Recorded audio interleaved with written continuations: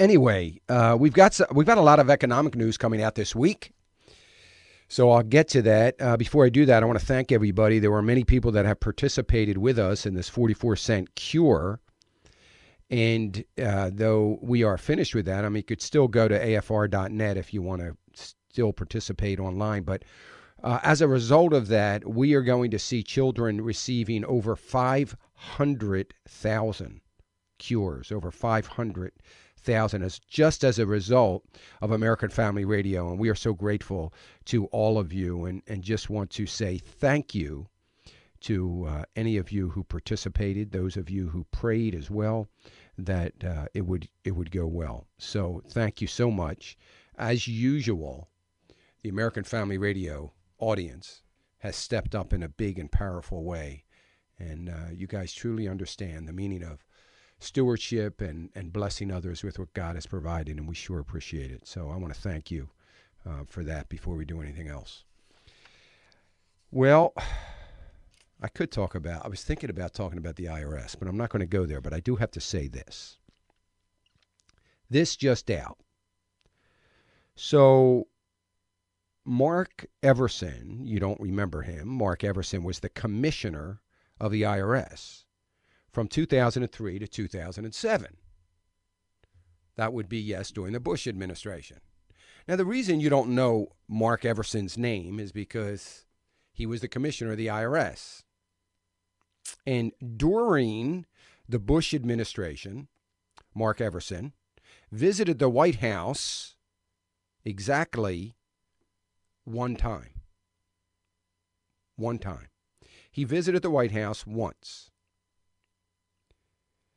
As he said, before he moved to Siberia, as he called it. In other words, you have no contact with any political party or anything else that's going on in Washington as it's supposed to be. There is a separation of powers. You are to be a bipartisan organization. But he did have an opportunity to visit the White House one time. Why am I saying that? Because Douglas Shulman, commissioner from 2008 to 2012, that name you might know as a result of everything that's been in the news, visited the White House during 2010 and 2011, just those 2 years. He visited the White House 118 times. His successor after 2012 visited numerous times. Stephen Miller. 118 times. Now, just a silly question. Could it be possible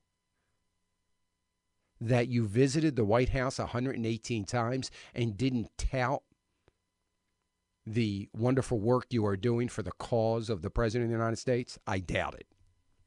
Anyway, that alone, right there, that fact alone should be enough to continue to dig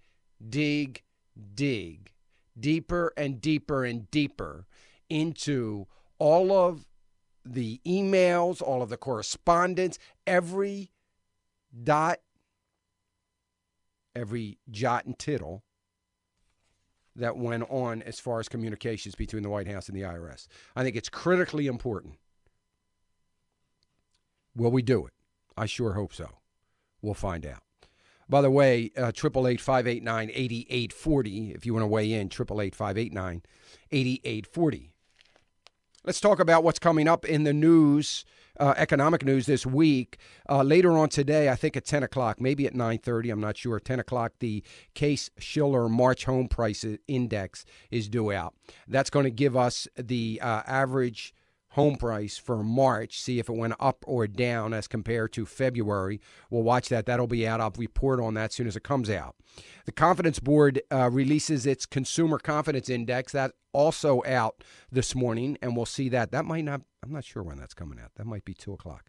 Anyway, the Confidence Board releases its Consumer Confidence Index number, also a very important number that's coming out also today. On tomorrow, the global economic outlook is coming out from the Global Economic Council.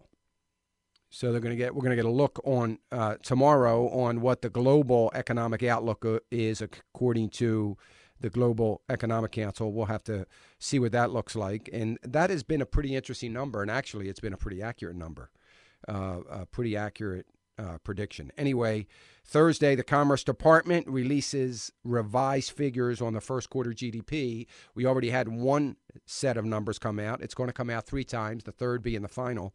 So this is the revised number on first quarter GDP.